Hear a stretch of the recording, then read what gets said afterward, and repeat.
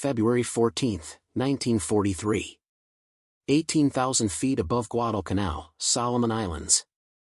Lieutenant Commander Saburo Nakamura adjusted his oxygen mask and smiled beneath his leather flight cap as he watched the ungainly silhouettes of American fighters climbing laboriously toward his formation of 12 Mitsubishi Is-6M30 fighters. The 28-year-old ace with 17 confirmed kills studied the bent-wing American aircraft through his canopy, their distinctive inverted gull-wing design making them look like flying seagulls struggling against the tropical thermals. Before we jump back in, tell us where you're tuning in from, and if this story touches you, make sure you're subscribed, because tomorrow, I've saved something extra special for you. The Americans sent us their experimental failures, he transmitted to his wingman, Lieutenant Hiroshi Yamada, unable to suppress a chuckle at the sight of the massive VOD F4U Corsairs laboring upward in loose formation. Below them, 8 F4U Corsairs of Marine Fighter Squadron VMF-124 climbed steadily, their 2,000 horsepower Pratt & Whitney R2800 double Wasp engines straining against their nearly 4-ton weight. To Japanese pilots accustomed to the featherlight, supremely maneuverable Zero, a fighter that could outturn anything in the sky, these heavy American machines appeared almost comical. Massive propellers, bent wings that seemed structurally questionable, cockpits so far back the pilots could barely see over their long noses. What Nakamura didn't know, what none of the veteran Japanese pilots circling confidently above could have imagined, was that they were witnessing the arrival of the weapon that would systematically destroy Japanese air superiority in the Pacific. Within 12 months, these bent-wing fighters would transform from objects of derision into the most feared aircraft in Japanese skies, their high-speed maneuverability becoming an impossible nightmare that violated every principle of aerial combat the Japanese had mastered. The physics of aerial warfare were about to be rewritten. At 420 miles per hour, a speed the Zero couldn't even reach in a vertical dive, the Corsair could outturn, outroll, and outmaneuver the most agile fighter aircraft ever built. The Japanese had spent years perfecting the art of the dogfight. The Americans were about to make dogfighting obsolete. December 7, 1941 had announced Japanese air superiority with devastating clarity. At Pearl Harbor, across the Philippines, throughout Southeast Asia, the Mitsubishi Is-6M0 had established itself as the finest fighter aircraft in the world. Its performance envelope seemed to defy the laws of physics, a fighter that could climb faster, turn tighter, and fly farther than anything the Allies possessed. Captain Minoru Genda, principal architect of the Pearl Harbor attack, had built his entire tactical doctrine around the Zero's capabilities. The aircraft represented a radical Japanese design philosophy: sacrifice everything, armor, self-sealing fuel tanks, pilot protection, for maneuverability in range. The result was an aircraft that weighed barely 5,300 pounds fully loaded, powered by a modest 940 horsepower Nakajima Sakai engine, yet capable of extraordinary aerial performance. Preparing and narrating this story took us a lot of time, so if you are enjoying it, like this video, it means a lot to us. Now back to the story. Lieutenant Tetsuzo Iwamoto, flying from the carrier Zuikaku, had achieved ace status within 3 months of the war's start. His combat report from January 1942 captured the confidence pervading Japanese naval aviation, engaged 6 American P-40 fighters over Java. The enemy aircraft are hopelessly outmatched. They cannot turn with us, cannot climb with us, cannot escape. We shot down 4 in the first minute of combat. The remaining 2 fled. Our losses, 0. The Americans have nothing that can challenge us in aerial combat. We own the sky. The statistics supported Iwamoto's assessment. In the first 6 months of the Pacific War, Japanese pilots achieved kill ratios exceeding 10-to-1 against Allied fighters. American, British, Dutch, and Australian pilots found themselves facing an opponent that seemed unbeatable in traditional dogfighting. The Zero could execute a full 360-degree turn in less than 16 seconds, faster than any Allied fighter could track. Wing Commander Takeo Tanamizu, commanding the Tainan Air Group, had developed the definitive Zero combat doctrine by mid-1942. His tactical manual, studied by every Japanese naval pilot, emphasized the Zero's supreme advantage: engage in turning combat at all opportunities. Our maneuverability is absolute. No Allied fighter can match our turn radius or roll rate. Force the enemy into scissors maneuvers where our superiority becomes overwhelming. At speeds below 250 miles per hour, we are invincible. Allied pilots who survived encounters with Zeros reported an almost supernatural quality to the aircraft's handling. Major Robert Scott, flying P-40s in China, wrote in his diary, "The Zero turns inside anything we have. You get on his tail, he pulls into a turn, and suddenly he's behind you. It's like fighting a hummingbird with a sledgehammer. Our only hope is to avoid turning combat entirely, dive away and hope your speed advantage gets you clear before he gets guns on you." By late 1942, the Zero's mystique had become a psychological weapon. Allied pilots approached combat with defeated attitudes, knowing they faced an aircraft that could outfly them in every traditional measure of fighter performance. Japanese pilots, conversely, attacked with confidence bordering on arrogance, secure in the knowledge that their mount was superior to anything the enemy could field.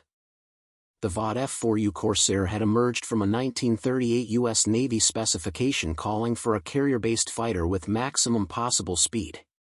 Chief designer Rex Beissel's response was radical: pair the most powerful engine available, the Pratt & Whitney R2800 Double Wasp, producing 2,000 horsepower, with the largest propeller that could physically fit on a fighter aircraft.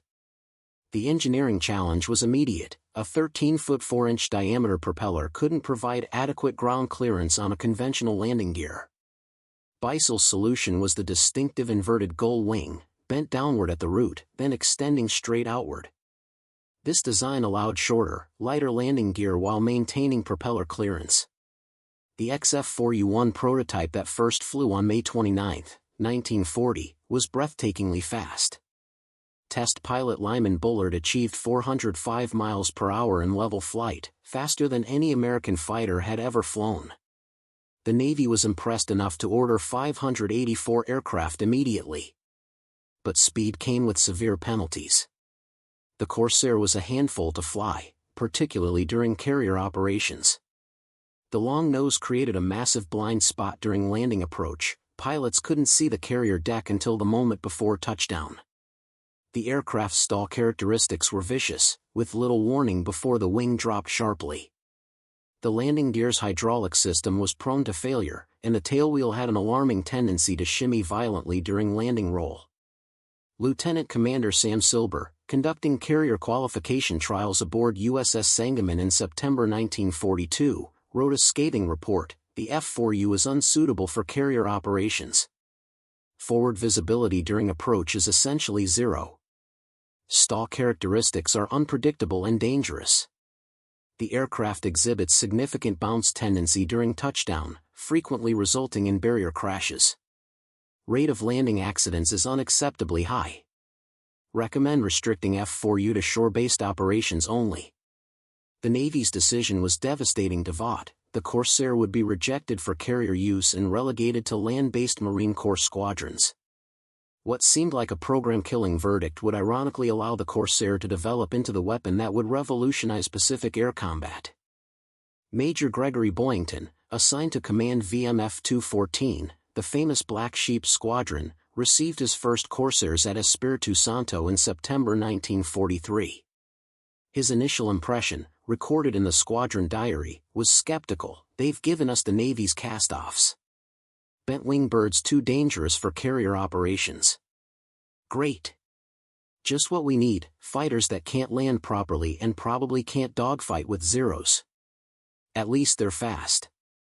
Maybe we can run away effectively." But Marine Corps pilots, operating from land bases with longer runways and without the stress of carrier landings, began discovering qualities in the Corsair that Navy test pilots had overlooked. The aircraft wasn't just fast, it was powerful in ways that transcended simple speed measurements. First Lieutenant Kenneth Walsh, flying from Munda Airfield in the Russells, discovered something extraordinary during a high-speed dive in October 1943. Pursuing a diving Zero at over 400 miles per hour, a speed where most fighters became rigid and unresponsive, Walsh attempted a hard turn, expecting the sluggish controls typical of high-speed flight. Instead, the Corsair responded instantly. the aircraft rolled crisply and pulled into a high G-turn that would have torn the wings off lesser fighters. Walsh's combat report captured his shock: engaged enemy Zero in dive from 20,000 feet. Reached indicated airspeed of 420 miles per hour. Enemy pilot attempted evasive turn. I followed. Expected controls to be frozen at this speed. Instead, aircraft responded normally. Executed 6G turn at 420 miles per hour and maintained pursuit. This is impossible according to all fighter performance theory I know, but I just did it. The Corsair turns at speeds where other fighters can only fly straight. Walsh's discovery was revolutionary. Every fighter aircraft of the era suffered the same limitation: at high speeds, aerodynamic forces made control surfaces increasingly difficult to move. Pilots had to apply enormous stick forces to execute maneuvers, and even then, turn radius degraded significantly. This was the fundamental trade-off of fighter design: maneuverability at low speeds versus speed at high altitudes. The Corsair somehow bypassed this limitation. Through a combination of factors: powerful hydraulically boosted controls, exceptionally strong wing structure, careful aerodynamic design of the wing's gull bend which disrupted compressibility effects, the aircraft maintained maneuverability at speeds where Japanese fighters became flying bricks. The tactical implications took time to recognize. Marine pilots, trained in traditional dogfighting doctrine, initially tried to fight Zeros using conventional tactics, turning combat at low speeds where the Zero's legendary maneuverability would prove decisive. The results were predictably poor. On November 11, 1943, 6 Corsairs from VMF-124 encountered 8 Zeros over Bougainville. The Marine pilots, following instinct, accepted the Japanese invitation to a turning fight at 8,000 feet and 250 miles per hour, the Zero's ideal combat envelope. The result was a near disaster: 2 Corsairs shot down, 1 severely damaged, for only 1 Zero destroyed. Captain Robert Stout, leading the flight, was furious at his own tactical error. "We fought them on their terms, at their speed, in their envelope.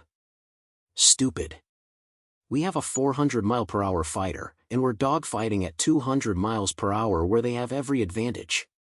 We're idiots." The breakthrough came 3 days later during what should have been a routine patrol. First Lieutenant James Sweat, flying alone after becoming separated from his flight, encountered 4 Zeros at 15,000 feet. Sweat, a former racing pilot with an intuitive understanding of energy management, made an instantaneous decision that violated every tactic the Marines had been taught. Instead of turning to engage, Sweat pushed his throttle full forward and dove, not to escape, but to accelerate. His Corsair quickly reached 380 miles per hour, then 400, then 420. The Zeros, attempting to follow, reached their maximum dive speed around 380 miles per hour and began falling behind. At 8,000 feet, Sweat didn't pull out level as standard doctrine dictated. Instead, he executed a maximum performance climbing turn, a maneuver called a high-speed yo-yo that used excess speed to gain altitude while turning. At 410 miles per hour indicated, Sweat pulled 5 GS and reversed his direction 180 degrees while climbing 2,000 feet. The pursuing Zeros, flying 30 miles per hour slower, couldn't match the maneuver. Their turn radius at maximum speed was actually worse than the Corsairs. By the time they completed their turns, Sweat had climbed above them and rolled back into an attack dive. Sweat's guns hammered out a 3-second burst. A Zero literally disintegrated under the concentration of 650 caliber machine guns firing 4,800 rounds per minute combined. The remaining Zeros scattered, diving away, the standard Zero escape maneuver that had worked against P-40s and Wildcats. Sweat stayed with them through the dive, his speed building to 430 miles per hour. When the lead Zero attempted a defensive turn at 350 miles per hour, a maneuver that should have been impossible for the pursuing fighter to follow, Sweat's Corsair simply turned inside him at 420 miles per hour, a speed where the Zero's controls were barely responding while the Corsair remained fully maneuverable. The second Zero exploded under Sweat's fire. The remaining 2 separated and fled in opposite directions. Sweat, low on fuel, chose not to pursue. His combat report, filed that evening, would change Pacific air combat forever. Major Robert Owens, operations officer for Marine Air Group 11, read Sweat's combat report 3 times before calling a meeting of all squadron commanders. Owens, a former engineering student at MIT, understood the physics implications immediately. "Gentlemen, we've been flying the Corsair wrong. Completely wrong. We've been trying to fight Zeros in slow-speed turning combat, their envelope, their strengths." Lieutenant Sweat's experience demonstrates that the Corsair's performance envelope is fundamentally different from any fighter we've encountered. It maintains maneuverability at speeds where enemy fighters become rigid. Owens outlined a new tactical doctrine on the blackboard. We call it speed fighting. Maintain 350 miles per hour minimum at all times. When engaged, accelerate to 400 plus. Use vertical maneuvers, climbing turns, diving attacks, zoom climbs. The Zero can't follow at these speeds. Their controls become too heavy, their turn radius actually increases with speed. Ours decreases. At 420 miles per hour, we can outturn them. This reverses 400 years of fighter combat doctrine, but the physics are undeniable. The doctrine was tested systematically over the next 2 weeks. VMF 124, VMF 213, and VMF 214 conducted coordinated patrols over Bougainville, deliberately seeking combat with Zero formations. The instructions were explicit: no engagement below 300 miles per hour, maintain energy advantage, use speed to dictate engagement geometry. The results were stunning. In 17 encounters between November 14 and December 1, 1943, Marine Corsairs destroyed 42 Japanese aircraft, 31 Zeros, 11 bombers, while losing only 3 Corsairs. The kill ratio had reversed from 2-to-1 Japanese advantage to 14-to-1 American advantage in less than 3 weeks. What made the reversal so shocking to Japanese pilots was the violation of aerodynamic principles they thought were immutable.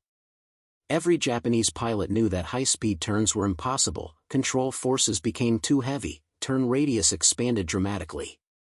The Zero had been designed specifically to excel in low-speed, tight-radius turning combat because that was where fighter combat occurred. The Corsair was demonstrating that fighter combat could occur at entirely different speeds, speeds where the Zero's advantages became irrelevant and its limitations became fatal. Lieutenant Commander Nakamura, the same pilot who had mocked the Corsairs in February, encountered the new tactics on December 3, 1943. Leading 6 Zeros on a fighter sweep over Treasury Islands, Nakamura spotted 4 Corsairs at 12,000 feet and immediately led his formation into an attack dive, the standard Japanese tactic that had worked perfectly for 2 years. The Corsairs didn't turn to engage defensively. Instead, they accelerated into a shallow dive, building speed rapidly.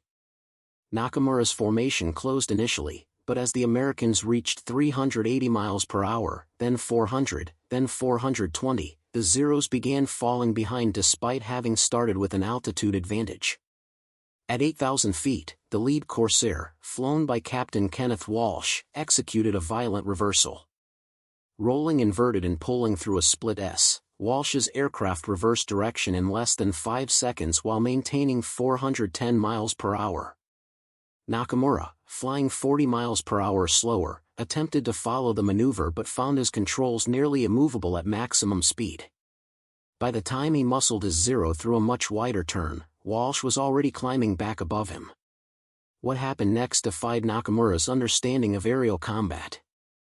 Walsh, now flying at 370 miles per hour in a climbing turn, was somehow turning inside Nakamura's Zero, which was flying at only 280 miles per hour. This was aerodynamically impossible. Faster aircraft always turn wider than slower aircraft. Everyone knew this. It was fundamental physics. Yet Walsh's Corsair was doing it. The American fighter remained glued to Nakamura's tail through 3 full turning reversals, the Zero's legendary maneuverability completely negated by the speed differential. Nakamura's wingman, Lieutenant Yamada, attempted to help but was immediately engaged by another Corsair executing the same impossible high-speed turning combat. Nakamura broke off the engagement by diving away, the one maneuver he knew the Americans wouldn't follow, as it meant giving up altitude advantage. His formation regrouped at 2,000 feet and fled toward Rabaul. Behind them, Walsh's division of 4 Corsairs circled victoriously, having lost none of their members while shooting down 2 Zeros. Nakamura's combat report, filed that evening at Rabaul, was marked urgent and forwarded to Combined Fleet Headquarters. Encountered new American tactics using the bent-wing fighter. Enemy maintains extremely high speed, estimated 400 miles per hour or greater. At these speeds, they execute turning maneuvers that should be impossible. We attempted standard defensive scissors but could not maintain position. Their turn radius at high speed appears equal to or better than ours at combat speed. Request immediate tactical guidance. Current doctrine ineffective against this combination of speed and maneuverability. The report was one of dozens flooding into Japanese headquarters that December. Veteran pilots with years of combat experience were reporting the same impossible phenomenon, American fighters that could outturn Zeros while flying 100 miles per hour faster. The psychological impact was devastating. By January 1944, Japanese Naval Air Force headquarters at Truk faced an unprecedented crisis. Commander Masatake Okumiya, Chief of Tactical Operations, compiled combat reports from 17 different fighter units.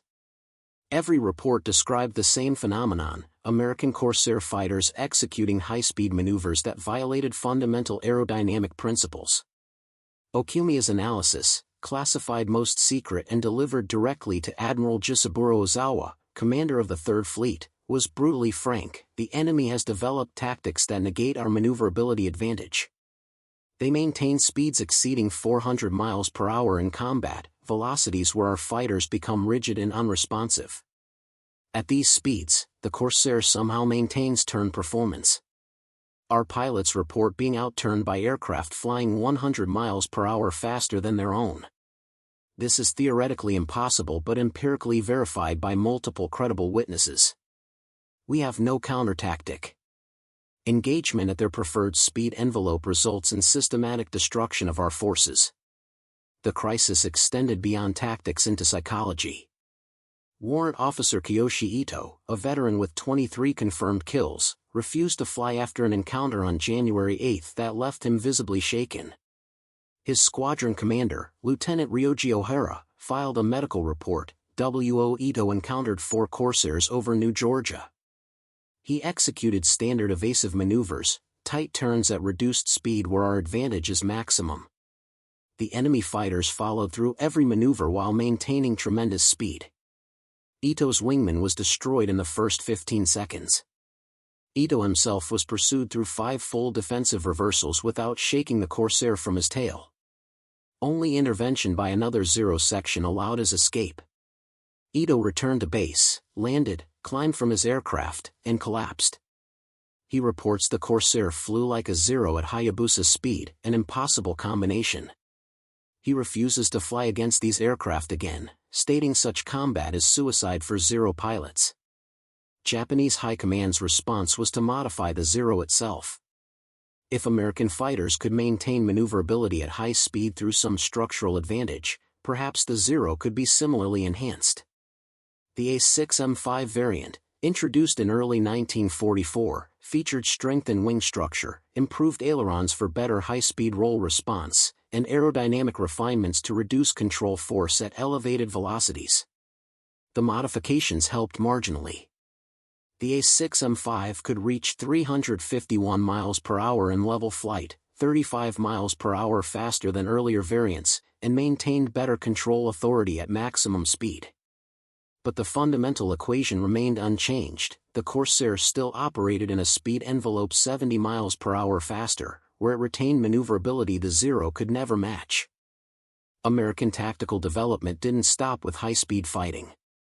Lieutenant Commander John Thatch, who had developed the famous Thatch Weave defensive tactic for slower American fighters, recognized that the Corsair's performance allowed an offensive version of the same concept.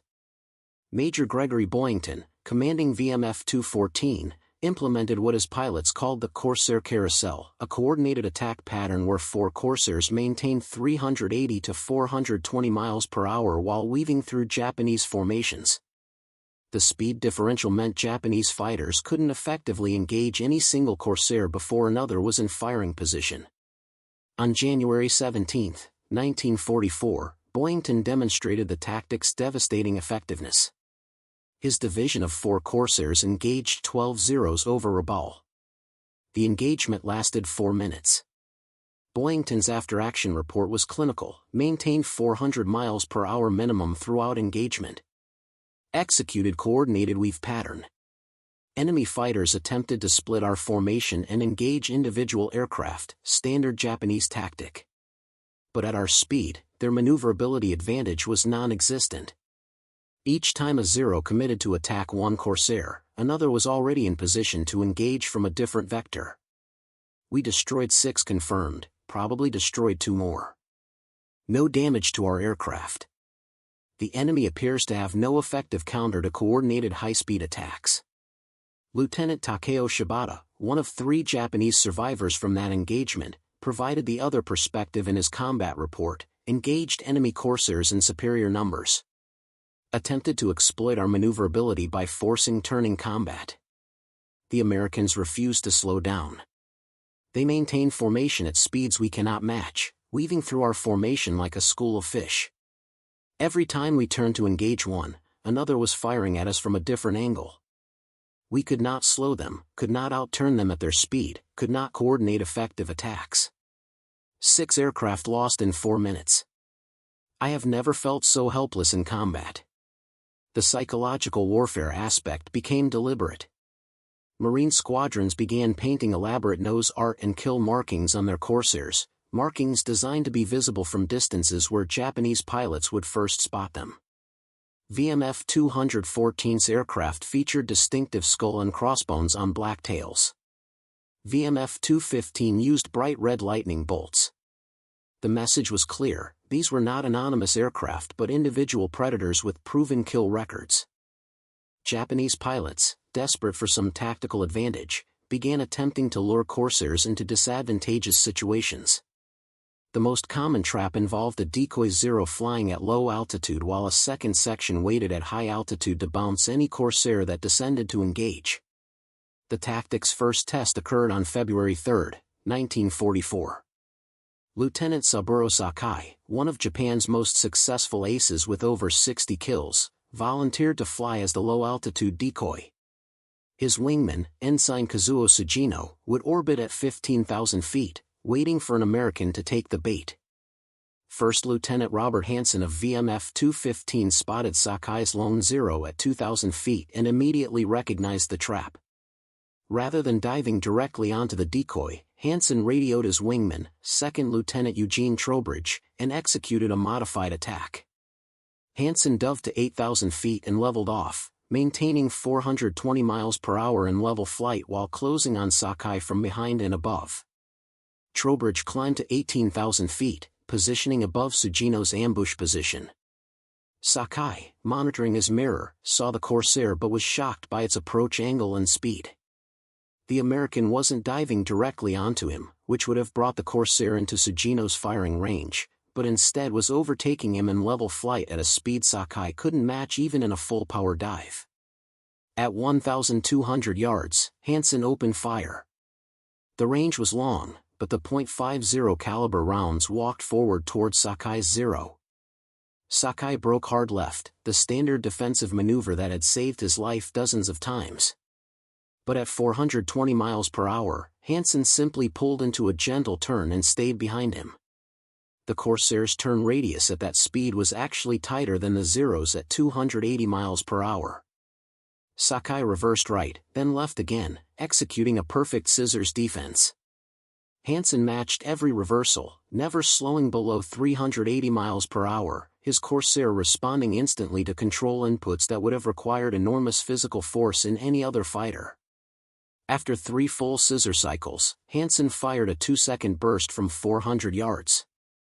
Sakai's Zero was hit in the left wing root and engine cowling. Smoke erupted immediately. Sakai, wounded by fragments, managed to level his dying aircraft and head for Rabaul at wave-top height, trailing smoke and oil.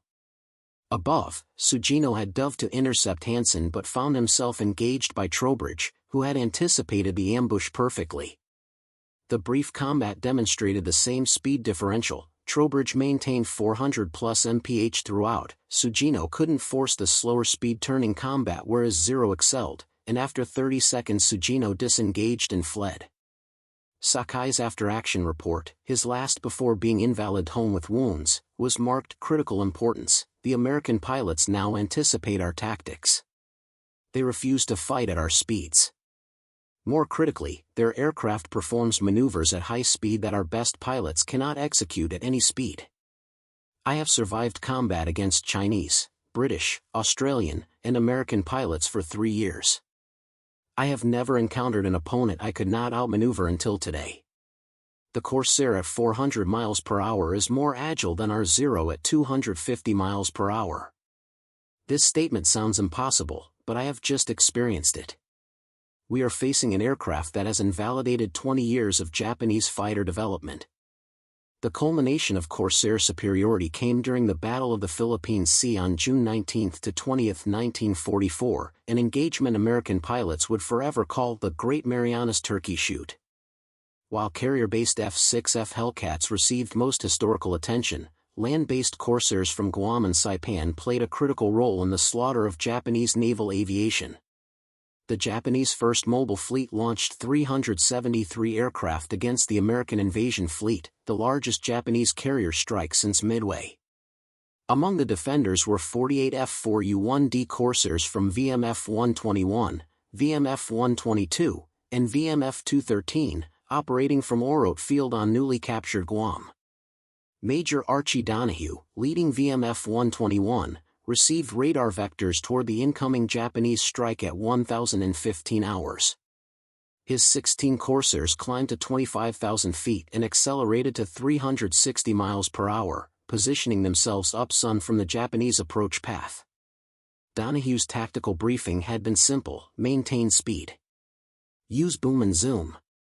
Don't dogfight. Make one high-speed pass, extend away, climb back to altitude, repeat. We're not turning with them anymore. At 1,047 hours, Donahue's formation dove on the Japanese strike package from 8,000 feet above. The Corsairs accelerated past 450 miles per hour in the dive, terminal velocity for most aircraft, but the Corsairs' exceptional structural strength allowed it. More critically, at 450 miles per hour the Corsair could still execute combat maneuvers. Japanese fighters at that speed could only fly straight. Donahue's first pass destroyed 3 Zeros in 4 seconds. The concentrated firepower of 6.50 caliber machine guns, combined with a 150 miles per hour closing speed, meant that a 1-second trigger pull put 80 rounds into a target area the size of a telephone booth. Zeros didn't just fall, they exploded. The Marine Corsairs repeated their attacks for 30 minutes. Dive from altitude at 450 plus mph, fire on any target within 30 degrees of their nose, pull out at 10,000 feet and zoom climb back to 25,000 feet using excess speed, roll over and attack again. Japanese pilots found themselves in an impossible tactical situation. They couldn't run, the Corsairs were faster. They couldn't turn fight, the Americans refused to slow down. They couldn't zoom climb away, the Corsairs had superior climb rate at high speed. VMF-121 alone claimed 23 aircraft destroyed in that single engagement. The combined Marine Corsair units claimed 47 kills. Actual Japanese losses were difficult to verify, but post-war Japanese records confirmed at least 37 aircraft from the strike package never returned, and most of those fell to Corsairs operating at speeds Japanese pilots had never experienced in combat. Ensign Kiyoshi Yamamoto, one of the few survivors, was interviewed after being rescued by a submarine. His statement was forwarded to Combined Fleet Headquarters: "The bent-wing American fighters are supernatural. They appear from above, moving faster than we can see clearly. They fire, and our aircraft disintegrate. Then they are gone, climbing back to altitude before we can even react. We shot at them, but hitting an aircraft moving 450 miles per hour is nearly impossible. They shot at us, and rarely missed because we were flying straight and level, unable to maneuver at the speeds they forced us into.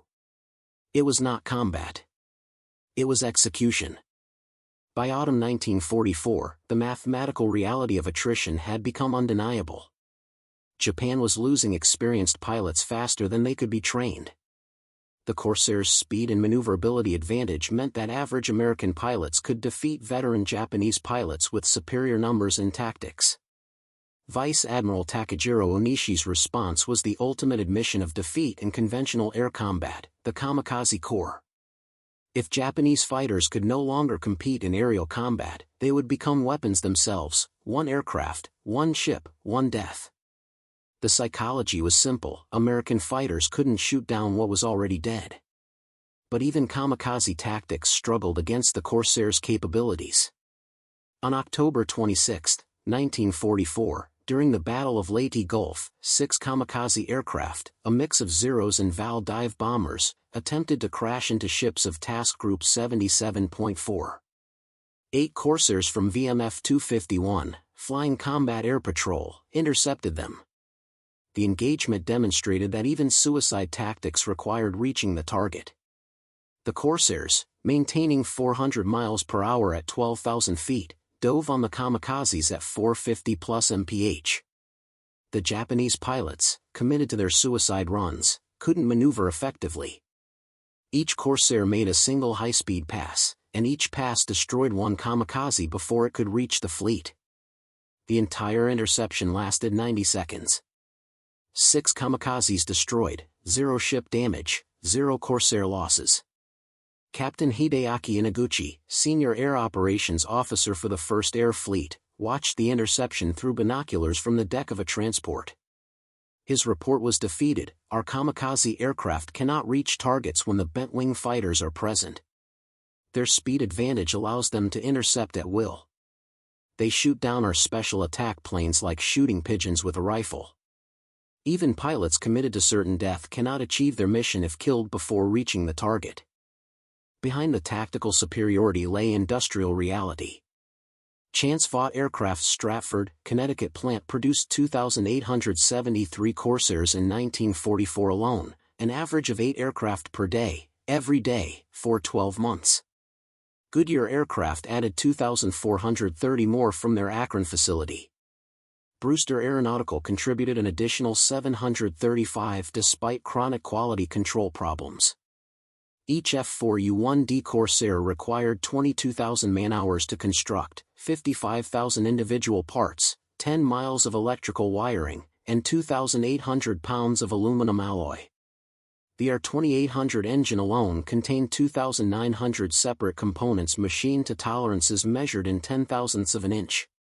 Yet American workers, many of them women who had never seen an aircraft before Pearl Harbor, assembled these complex machines with precision that exceeded pre-war standards. The ammunition production was equally staggering. Each Corsair carried 2,400 rounds of .50 caliber ammunition, 400 rounds per gun for 6 guns. With hundreds of Corsairs flying daily combat missions, ammunition consumption exceeded 15 million rounds per month. The Lake City Arsenal and the Twin Cities Arsenal produced 50 million rounds monthly, ensuring every Corsair departed on patrol with full magazines. Japanese production couldn't compete. Mitsubishi's Nagoya plant produced 747 A6M50s in all of 1944. Quality had deteriorated as experienced workers were drafted into the military. Engines that were supposed to produce 1,130 horsepower barely managed 980 due to material shortages. Fuel quality had degraded to the point that engines required replacement after 50 hours instead of the designed 300 hours. More critically, pilot training had collapsed. Japanese pilots arriving at frontline units in late 1944 had an average of 100 hours total flight time, including training. American Corsair pilots arrived with 300-plus hours, including 50 hours of gunnery practice and 30 hours of simulated combat against dissimilar aircraft. First Lieutenant Eugene Valencia, arriving at VMF 262 in November 1944, described his training: "By the time I reached the combat zone, I had 340 hours in my logbook. I had practiced boom and zoom attacks against towed targets. I had flown simulated combat against F4FS pretending to be Zeros, slower, more maneuverable opponents.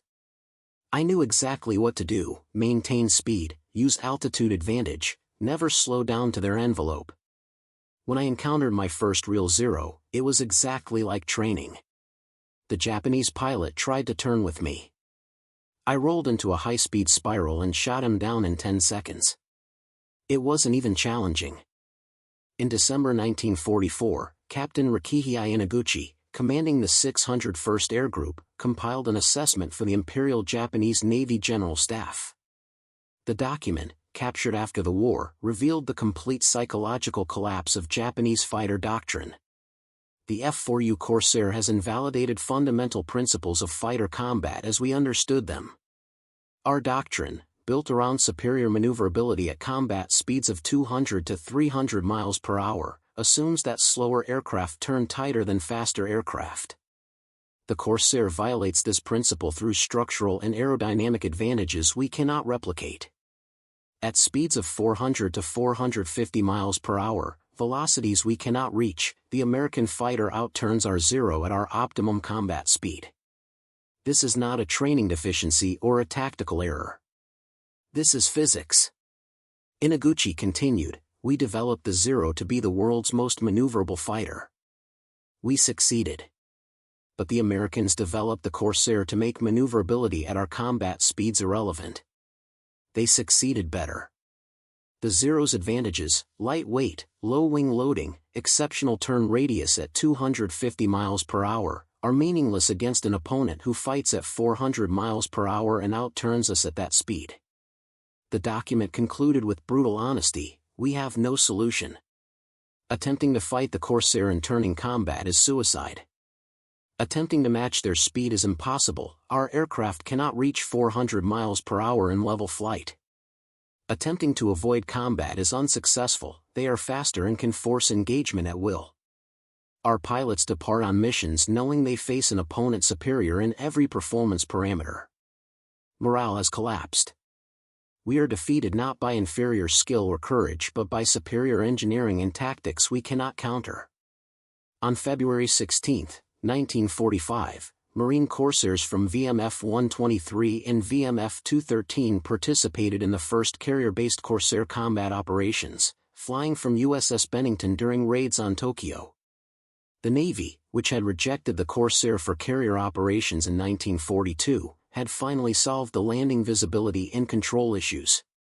The bent-wing fighter that had been too dangerous for carrier decks was now operating from them, a testament to both improved pilot training and refined carrier landing techniques. The raids demonstrated complete American air superiority. Corsairs encountered minimal opposition. What few Japanese fighters rose to intercept were destroyed within minutes. First Lieutenant Philip DeLong, flying from Bennington, described the combat: "We were shocked by how poorly they flew. Their formations were ragged, their tactics outdated, their aircraft barely maintained. We had expected the skilled opponents we read about in intelligence reports. Instead, we faced poorly trained replacement pilots in worn-out aircraft. It wasn't combat. It was target practice." By war's end, Corsair pilots had destroyed 2,140 Japanese aircraft in aerial combat while losing 189 Corsairs to enemy fighters, an 11.3 to 1 kill ratio, the highest of any American fighter in the Pacific. The statistics told the story of systematic domination. Marine and Navy Corsair squadrons achieved air superiority wherever they operated. Individual pilots' achievements demonstrated the aircraft's capability when paired with skilled airmen. Major Gregory Boyington finished the war with 26 confirmed kills. First Lieutenant Robert Hansen achieved 25 kills in 17 days of combat before being shot down by ground fire. Lieutenant Kenneth Walsh earned the Medal of Honor in 21 confirmed kills. Captain Donald Aldrich destroyed 20 Japanese aircraft. The list continued through 120 Corsair pilots who achieved ace status, 5 or more kills. But the numbers only told part of the story. The psychological impact was more profound. Japanese pilots who had started the war with absolute confidence in their aircraft's superiority ended it terrified of the bent-wing American fighter that could outfly the Zero in every regime except one: low speed, low-altitude maneuvering, and American pilots simply refused to fight in that regime. At the National Museum of the Pacific War in Fredericksburg, Texas, a restored F4U Corsair sits adjacent to a captured S-6M50. The placard between them summarizes the transformation. The Zero entered service as the finest carrier fighter in the world: lightweight, long-ranged, supremely maneuverable. The Corsair was designed to be its opposite: heavy, powerful, fast. What nobody anticipated was that the Corsair's speed and structural strength would allow it to outmaneuver the Zero at speeds the Zero couldn't reach. American pilots learned to fight at 400+ mph, where the Corsair's advantages were overwhelming. Japanese pilots, trained in traditional dogfighting at 250 miles per hour, found themselves facing an opponent that could outturn them while flying 150 miles per hour faster. The fundamental equation of air combat had changed. Speed and power had defeated lightness and agility. Below the placard is a quote from Saburo Sakai, taken from his 1957 memoir Samurai. "The first time I fought Corsairs, I thought the pilot was exceptionally skilled. The second time, I thought perhaps all Corsair pilots were aces. The third time, I realized the truth: the aircraft itself was exceptional. It could do things that should have been impossible. It turned at speeds where we could barely maintain controlled flight. It climbed away from us while turning. It stayed with us through defensive maneuvers that should have shaken off any pursuer."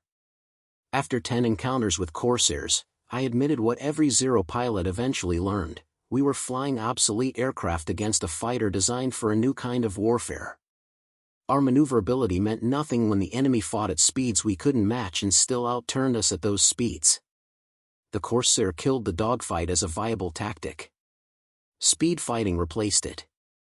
And we had no aircraft that could speed fight.